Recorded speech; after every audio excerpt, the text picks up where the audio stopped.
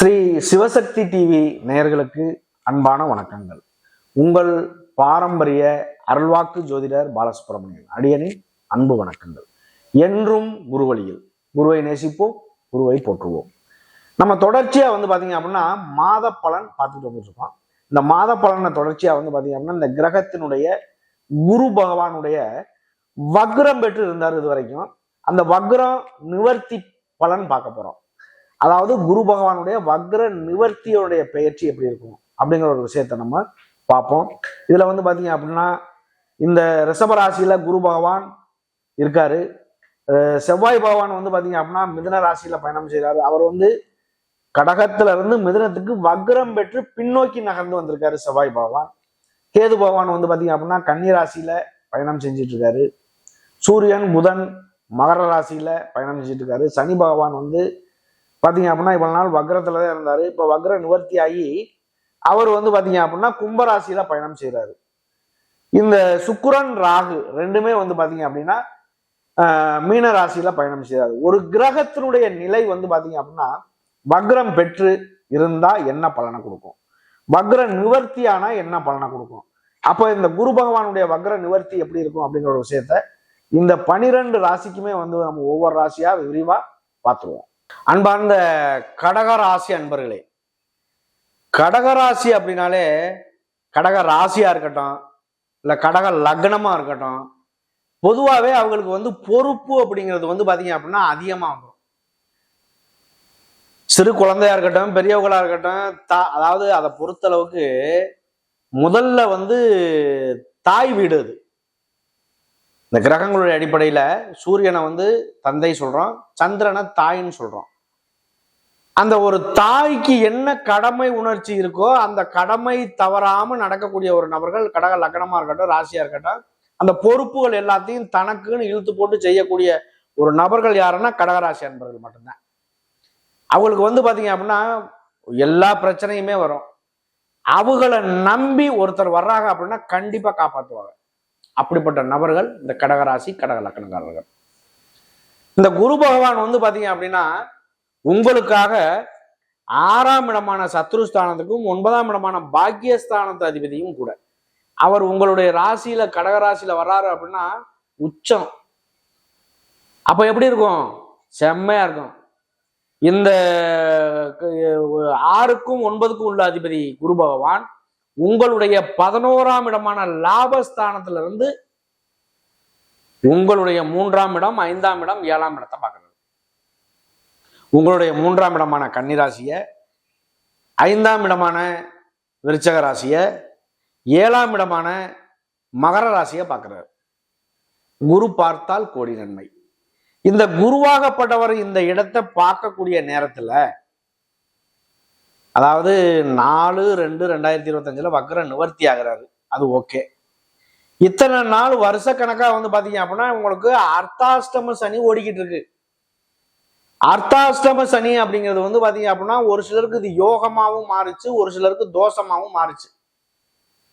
பொதுவாகவே பாத்தீங்க அப்படின்னா ஒரு சனியினுடைய தாக்கம் வரும்போது, ஐயோ நமக்கு அஷ்டம சனி வரப்போகுது, கண்ட சனி வரப்போகுது, அர்த்தாஷ்டம சனி வரப்போகுது, 7.5 சனியில விரயச்சனி வரப்போகுது, ஜென்மச்சனி, பாத சனி, இது எல்லாம் வரப்போகுதே, நம்மளுடைய சூழ்நிலை எப்படி இருக்குங்கிற ஒரு பயம் நம்மளை அறியாமையே வந்துடும். அப்ப அந்த பயம் உணர்ந்த ஒரு உணர்வு அப்படிங்கிறது எல்லாருக்குமே உண்டு. இந்த சனியினுடைய தாக்கத்துல 100க்கு 40% நல்ல நிலையில வாழக்கூடிய நபர்களும் உண்டு, 60% வாழ்க்கையில பாதிப்புக்கு உள்ளாகக்கூடிய நபர்களும் உண்டு.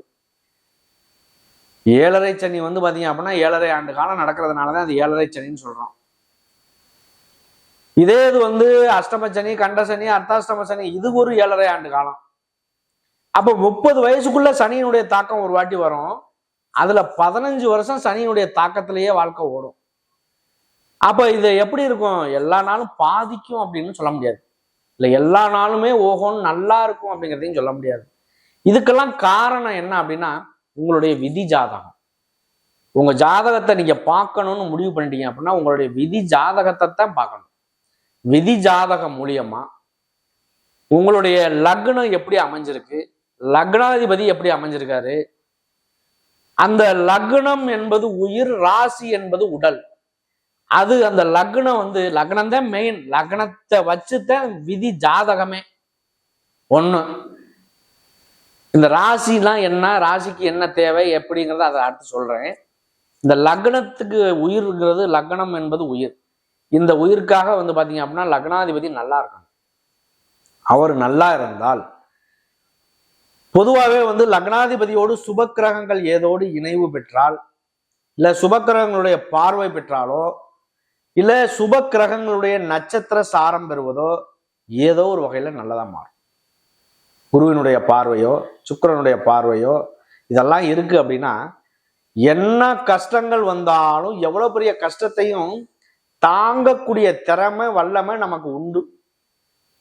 எது வந்தாலும் வரட்டும் பார்த்துக்குவோம் அப்படின்னு தாண்டி போய் ஒவ்வொன்றையும் தாண்டி போயிட்டே இருப்பாங்க. வாழ்க்கையில முன்னேற்றத்தையும் சந்திச்சிருவாங்க. அப்ப இந்த மாதிரி ஒரு உள்ள சூழ்நிலை பொதுவாக இந்த கடகராசியை வந்து பாத்தீங்க அப்படின்னா, உங்களுடைய இந்த கடகராசிக்கு இந்த சனியினுடைய தாக்கம் அஷ்டம சனி ஓடிக்கிட்டு இருக்கு. 29/3/2025 வந்து பாத்தீங்க அப்படின்னா சனியினுடைய தாக்கம் இருக்கு. அப்போ எப்படி இருக்கும் உங்களை பொறுத்தளவுக்கு வந்து பாத்தீங்க அப்படின்னா, இந்த சனியினுடைய தாக்கம் முடியக்கூடிய காலகட்டம் அது. இந்த முடிவுக்கு வரக்கூடிய ஒரு நேரம் உங்களுக்கு ஒரு விடிவு காலம் வருதுன்னு தான் அர்த்தம். எல்லாருக்கும் நல்ல விஷயமாவும் நடக்காது, கெட்ட விஷயமாவும் நடக்காது. இன்னைக்கு ஒருத்தருக்கு நடப்பு அப்படின்னா இது தசாபுத்தி தான்.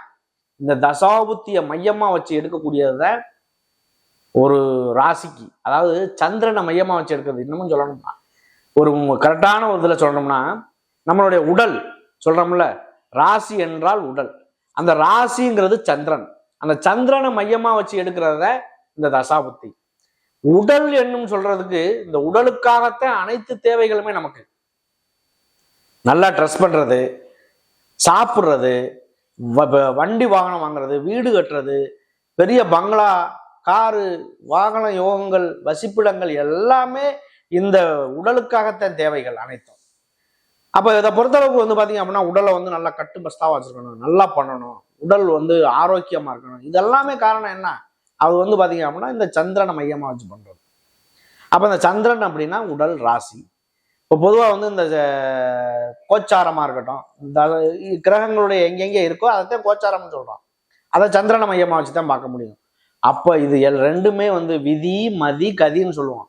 இது எல்லாமே சேர்ந்து ஒருவருக்கு ஒத்துழைப்பா இருக்கு அப்படின்னா வாழ்க்கையில கோடீஸ்வரன் தான். கோடீஸ்வர யோகம் பெறதுக்கு எந்தெந்த கிரகம் எப்படி இருக்கணும் அப்படிங்கிறத நம்ம தனி வீடியோவாவே போடுவோம். ஆனா இந்த கிரகங்களுடைய அமைப்பு எல்லாம் நல்லா இருந்து தசாபத்தி கிரக கோச்சாரம் எல்லாம் ஒத்துழைப்பு வருது அப்படின்னா கண்டிப்பாக ஏதோ கஷ்ட சூழ்நிலைகளை தாண்டி நல்ல வாழ்க்கை வாழ்வாங்க. அப்படி ஒரு அமைப்பு உண்டு. குருவாகப்பட்டவர் உங்களுக்கு வந்து 11ஆம் இடமான லாபஸ்தானத்திலிருந்து உங்களுடைய 3ஆம் இடமான முயற்சி ஸ்தானத்தை பார்க்கிறாரு. கடகராசிக்கு இது வரைக்கும் அடிமேல அடி வாங்கினவங்க நிறையா. கேது பகவான் இருந்து உங்களுடைய ராசியை 3ஆம் பறவையாகவும் பார்த்துக்கிட்டு இருக்காரு. அந்த கேது பகவான் வந்து பாத்தீங்க அப்படின்னா இந்த 2024 5வது மாசம் வரைக்கும் படாத பாடுபட்டிருப்பீங்க. இந்த 5வது மாசத்துக்கு மேல ஒரு அளவுக்கு குரு பார்வை வந்துச்சு. இந்த குரு பார்த்தால் கோடி நன்மை. குருவாகப்பட்டவர் வந்து பாத்தீங்க அப்படின்னா இருக்கக்கூடிய இடத்தை விட பார்க்கக்கூடிய பார்வை மூலியமா நல்லதை செய்வார். எந்த அசுப கிரகமா இருந்தாலும், அசுபஸ்தானத்துல இருந்தாலும் சரி, அசுப கிரகங்களோடு சேர்ந்தாலும், வக்ரம், நீசம், அஸ்தமனம் எதுவா இருந்தாலுமே இருக்கக்கூடிய இடத்தை விட பார்க்கக்கூடிய பார்வைக்கு பலன் கொடுத்துருவார். 10ஆம் இடத்தை பார்க்குறாரா, தொழில் ஸ்தானம் நல்லா இருக்கும். 5ஆம் இடத்தை பார்க்குறாரா, குழந்தை பேர் நல்லா இருக்கும், குலதெய்வ வழிபாடு நல்லா இருக்கும். 2ஆம் இடங்கிறது தனம், வாக்கு, குடும்ப வருமானங்கள் எல்லாமே நல்லா இருக்கும். அப்ப அவர் பார்க்கக்கூடிய இடம் மூலியமாக ஒரு நல்லது நடக்க வாய்ப்பு உண்டு. குருவினுடைய காரகம். அப்ப 11ஆம் இடத்துல இருந்து உங்களுடைய 3ஆம் இடத்தை பார்க்கிறாரு. இந்த தோஷமான இடம்னு சொல்றோம்ல, கேது பகவான் அங்க இருக்க வரைக்கும் வந்து பாத்தீங்க அப்படின்னா எந்த ஒரு முயற்சியும் திருவினை ஆக்காது. ஒரு நல்லது, அதாவது அது ஒரு பாவக்கிரகம். அந்த பாவக்கிரகம் வந்து பாத்தீங்க அப்படின்னா தடுக்கும். அந்த தடுக்கக்கூடிய ஒரு விஷயத்த குருவினுடைய பார்வை பட்டால், குருவினுடைய பார்வைக்கு மட்டும்தான் தோஷத்தை நிவர்த்தி பண்ணக்கூடிய ஒரு அம்சம் உண்டு. அப்ப இந்த குரு பார்த்தால் கோடி நன்மைன்னு சொல்றதுக்கான காரணம் அதுவே. அப்ப இதை பொறுத்தளவுக்கு 3ஆம் இடத்தை பார்க்கறதுனால முயற்சிகள் நிறைவேறும். அண்ணன், தம்பி, அக்கா, தங்கச்சி, சகோதர உறவுகளுக்குள்ள இருந்து வந்த விரிசல்கள் நல்லது நடக்கும். அவங்க மூலியமா உதவி ஒத்தாசைகள் கிடைக்கும். உங்களுடைய 5ஆம் இடத்தையும் பார்க்கறதுனால 5 அப்படிங்கிறது பூர்வ புண்ணிய ஸ்தானம், குலதெய்வத்தினுடைய ஸ்தானம், குழந்தைகள் ஸ்தானம். அதெல்லாம் நடந்து உங்களுடைய பூர்வீக சொத்து, பூர்வீக இடம், இது மூலியமா கிடைக்கக்கூடிய பணம், சொத்து, பாக பிரிவினைகள், அப்பா மூலியமா கிடைக்கக்கூடிய ஒரு சொத்து சம்பந்தமானது, இது எல்லாமே நல்ல முன்னேற்றம். இது ஒண்ணு. அடுத்து உங்களுடைய 7ஆம் இடமான களத்திரஸ்தானத்தை பார்க்கிறாரு. இதுவரை திருமணம் நடக்காம இருக்குது, தடை தாமதமா இருக்கு, தோஷத்துக்குள்ள இருக்கு, எல்லாமே அடி விழுகும். அப்படி அடிபட்டு இன்னைக்கு நல்ல நிலைக்கு மாறக்கூடிய நிலை வந்துருச்சு உங்களுக்கு. இன்னைக்கு குரு பகவான் 4-5 மாசமா வக்ரத்துல இருந்தார். வக்ர சூழ்நிலை மாறி 4/2/2025 இருந்து 14/5/2025 வரைக்கும், 2வது மாசம், 3வது மாசம், 4வது மாசம், 5வது மாசம் 14ஆம் தேதி வரைக்குமே உங்களுடைய வாழ்க்கையில வெற்றி வாய்ப்பு கண்டிப்பா கிடைக்குங்க. இதுல எந்த விதமான குறைபாடு இல்லை. திருமணம் சார்ந்த விஷயங்கள் கைகூடும், மறுமணம் சார்ந்த விஷயங்களும் கைகூடும், காதல் திருமணங்கள் நிறைவேறும். அது இல்லாம இந்த 7ஆம் இடங்கிறது பாத்தீங்க அப்படின்னா நண்பர்கள், பிரிஞ்சிருந்த நண்பர்கள் ஒன்று சேருவீங்க. ஒன்னா தொழில் பண்றீங்க, கூட்டு தொழில் பண்றீங்கன்னு வச்சுக்கோங்க, பார்ட்னர்ஷிப்ல பண்றீங்க அப்படின்னா அந்த மாதிரி தொழில்கள்ல இருந்து வந்த விரிசல்கள்லாம் நல்ல மாற்றத்துக்கு உண்டாகும். தொழிலை டெவலப் பண்ணி பெரிய லெவல்ல போறதுக்கான வாய்ப்புகள் கிடைக்கும். அதையும் தாண்டி இந்த குரு பார்த்தால் கோடி நன்மைங்கிறதுக்காக உங்களுக்கு பாத்தீங்க அப்படின்னா அந்த கடகராசிக்கு இருந்து வந்த செவ்வாய் பகவான் உங்களுக்கு 12ஆம் இடமான விரயஸ்தானத்துக்கு போய் வக்ரம் பெற்றிருக்காரு. அது உங்களுக்கு பிளஸ் பாயிண்ட். பொதுவாகவே ஒரு ராசிக்கு 12ஆம் இடத்துல செவ்வாய் இருந்தா செவ்வாய் தோஷம்னு சொல்லுவோம். செவ்வாய் தோஷம்னா என்னங்கிறத ஒரு விரிவான வீடியோ அப்புறம் போடுவோம். இருந்தாலுமே பாத்தீங்க அப்படின்னா உங்களுடைய ராசியில முதல் நட்சத்திரத்தை நம்ம பார்க்கணும். புனர்பூச நட்சத்திரம் 4ஆம் பாதம் மட்டும். இந்த புனர்பூசம் என்பது குரு பகவானுடைய நட்சத்திரம். குரு பகவான் உங்களுக்கு 11ஆம் இடமான லாபஸ்தானத்துல இருந்து 3, 5, 7 பார்க்கிறாரு. அந்த பார்வை மூலியமா நல்லது நடக்குமா அப்படின்னா கண்டிப்பா நடக்கும். அப்ப இந்த உங்களுக்கு பாத்தீங்க அப்படின்னா இந்த புனர்பூச நட்சத்திரக்காரர்களுக்கு எல்லாருக்குமே இந்த ஒரு மாற்றங்கள் நல்லதா நடக்க வாய்ப்பு உண்டு. என்னதான் பொதுவாகவே மங்கு சனி, பொங்கு சனி, நீசம் பெற்ற சனி, மூணு தான் நம்ம பிரிக்கிறோம். மங்கு சனிங்கிறது ஒரு குழந்தை பிறக்குது அப்படின்னா, பிறக்கையில ஒரு ஜென்ம சனியில பிறக்குது அப்படின்னா, அடுத்து 30 வயசு அதுக்கு முடியுது அப்படின்னா அடுத்து வரக்கூடிய ஒரு சனியினுடைய தாக்கம் பொங்கு சனி. பொதுவாகவே இந்த பொங்கு சனியில பாத்தீங்க அப்படின்னா வீடு வாங்கினவங்க, வண்டி வாங்கினவங்க, சொத்து வாங்கினவங்க, ஒரு வாழ்க்கையே செட்டில் ஆகுறதுக்கான ஒரு வாய்ப்பு இந்த பொங்கு சனியில கிடைச்சே தீரும். அப்படி ஒரு வாய்ப்பு கிடைக்கும். அப்ப இந்த பொங்கு சனியில உள்ளவங்க எல்லா புனர்பூச நட்சத்திரக்காரர்களுக்குமே இந்த நல்ல ஒரு மாற்றங்கள் இருக்க வாய்ப்பு அதிகம் உண்டு. அடுத்து பூச நட்சத்திரம், சனி பகவானுடைய நட்சத்திரம். அவங்களுக்கும் அதே மாதிரிதான்.